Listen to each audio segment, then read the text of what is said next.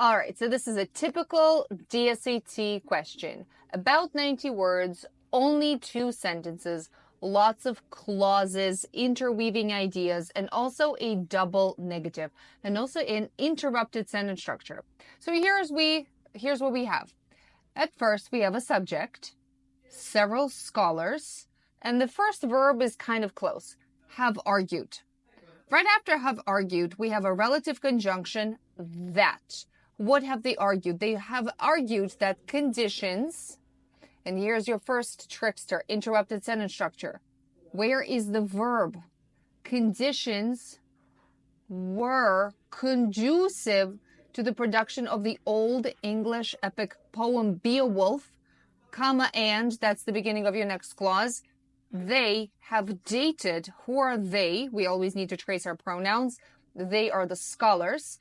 They have dated the poem's composition accordingly. Let's go back to the sentence. Now we have kind of our foundation.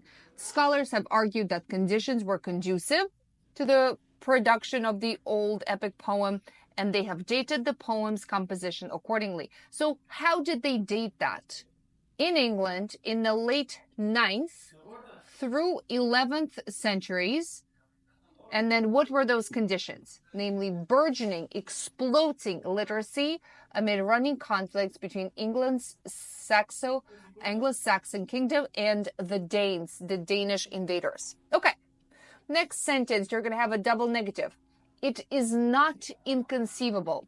Inconceivable means not possible. So it is not possible. So it is conceivable, it is possible that Beowulf emerged from such a context. Such as a pronoun, we need to trace that as well. What kind of context? The context somewhere in the 9th to 11th century, when the literacy was exploding, when Anglo-Saxons were fighting the war with the Danes. But there's a comma but here, there's a reversal, and there's another independent clause. And here the subject is very interesting. The subject here is going to be the gerund. And here's another interrupted structure for you. Privileging, or basically discriminating against or choosing something over. Contextual fit over the linguistic evidence. Requires a level of justification. And then there's the word that, which starts a relative conjunction, that thus far has not been presented. In kind of like a backhanded way, the text tells you, like, hey, the scholars are actually privileging one approach over another, or they're discriminating one approach against another.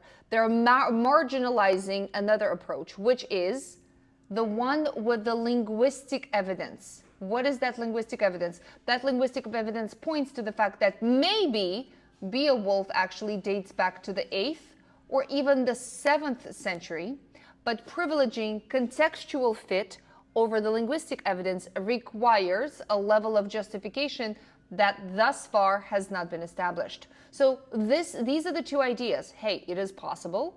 Scholars have looked at the historical description and they think that it is very possible that Beowulf emerged between 9th and 11th century. Listen, the illiteracy is exploding. There is a little war going on between the Danes and the Anglo-Saxons. So it's very possible. But they're willing to overlook the linguistic evidence, which they probably need to justify more. Therefore, I really love the answer choice D. It starts with although, a reversal transition, which is beginning of your dependent clause. Although the claim of the late 9th through 11th century composition of Beowulf has some plausibility, very general, exactly what the SAT would love. Advocates of the claim, basically same thing as the scholars, have not compellingly addressed the evidence suggesting the earlier date. They have not compellingly addressed the linguistic evidence. So the answer here is D. Lots of good things. Interrupted sentence structures, gerund as a subject, double negative, perfect.